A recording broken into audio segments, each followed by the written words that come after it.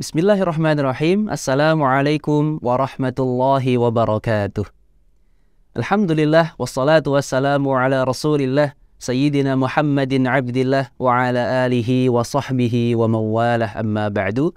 Sahabat Horofis yang dirahmati Allah Subhanahu wa taala, kembali kita panjatkan segala puji kepada Allah Subhanahu wa taala yang telah melimpahkan banyak nikmat kepada kita, dan juga bersolawat kepada baginda Rasulullah Sallallahu Alaihi Wasallam. Mudah-mudahan semuanya umat-umatnya menjadi umat-umat pilihannya yang mendapatkan surga yang telah dijanjikan Allah Subhanahu Wa Taala. Amin ya rabbal alamin. Sahabat Holopis yang dirahmati Allah Subhanahu Wa Taala, kemarin kita sudah belajar dan juga berkenalan dengan makhraj atau tempat keluar huruf yang berasal dari rongga mulut dan rongga tenggorokan yang terbuka, yaitu ada huruf alif, ada huruf ya sukun, dan juga ada huruf wawu sukun. Insya Allah hari ini kita akan belajar tentang huruf yang keluar dari tenggorokan, atau disebut juga dengan al-halqu, huruf-huruf yang keluar dari tenggorokan.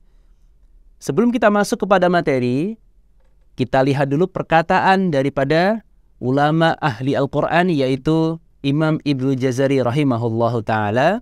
Beliau mengungkapkan perkataannya dalam sebuah matan, yaitu summa li aqsal halqi hamzun ha'u. Jadi pada huruf-huruf aqsal halqi yang terdapat pada pangkal tenggorokan, ya. Jadi huruf yang terdapat pada tenggorokan itu, teman-teman, ada 3 tempat. Yang pertama adalah pangkal tenggorokan. Kata Imam Jazari, thumma li aqsal halqi hamzun ha'u. Huruf yang keluar dari pangkal tenggorokan yaitu ada huruf hamzun atau hamzah dan juga ha'u atau huruf ha.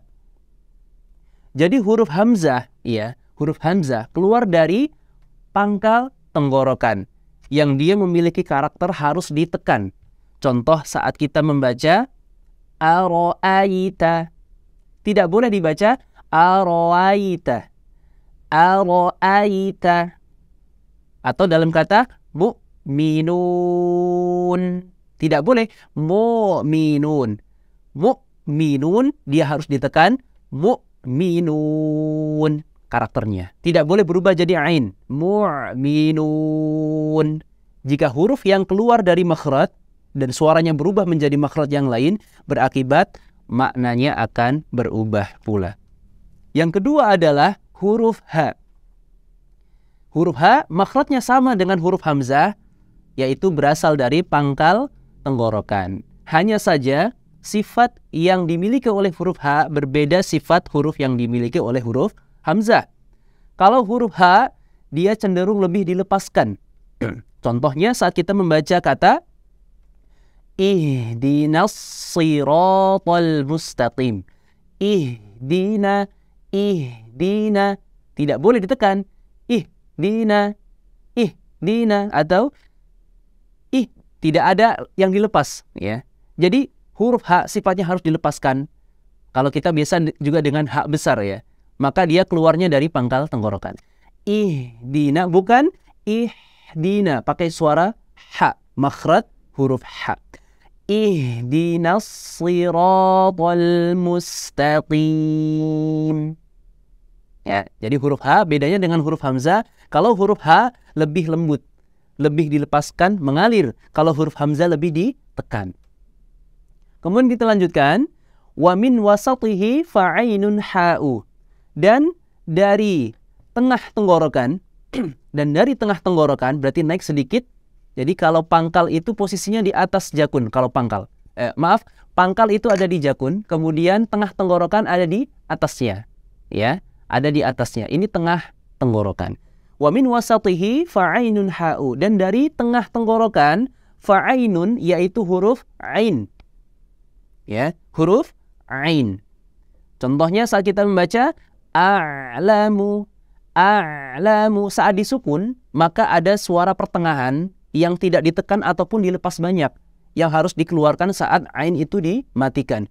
A'lamu ma la ta'lamun alaihim, ya, jadi tidak ditekan alaihim, alaihim, seperti huruf hamzah. Nah, ini akan menjadi maknanya juga akan berubah.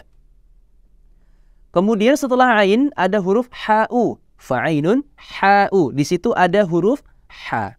Nah, huruf ha memiliki sifat hamas, yaitu nafas yang harus keluar. Ha, ha. Bedanya dengan huruf ha tadi yang pangkal tenggorokan, kalau huruf ha lebih adem. Lebih ha, ha. Kalau ha, ha. Nah, ini nafasnya lebih kedengar dengan kuat ya. Ha. Alhamdu, alhamdu, bukan alhamdu, alhamdu. Gitu ya sahabat Talupis ya. Jadi kita harus bisa membedakan antara huruf-huruf hijaiyah, huruf yang makrotnya dari pangkal ataupun dari yang tengah tenggorokan. Karena saat kita membaca Al-Quran kemudian salah dalam huruf, maka potensinya adalah merubah makna, atau makna yang kita baca akan rusak. Kemudian kita lanjutkan, adnahu ghainun kha'uha.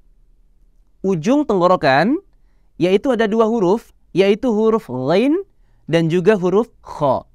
Nah, huruf ghain dan kha memiliki karakter suara yang tebal, atau dalam istilah sifatnya disebut dengan sifat al-isti'la. Tanpa memonyongkan bibir. Jadi yang bertugas menebalkan huruf itu adalah pangkal lidahnya. Nah, nanti kita bahas dalam materi bab lidah. Adnahu ujung tenggorokan ghain. Ghain tidak kotor, suaranya lembut namun tebal. Wo, wo, tanpa memonyongkan bibir. Wo, wo, tapi wo, wo. Ghairil, ghairil, ghairil, bukan ghairil, ghairil. Maghdubi, maghdubi, maghdubi, bukan monyong, mau atau ditekan, maghdubi, maghdubi, tapi maghdubi. Nah, jadi huruf yang keluar dari ujung tenggorokan ghain harus disempurnakan tanpa memonyongkan bibir walaupun hurufnya tebal. Satu lagi kha'uha, dan huruf kha.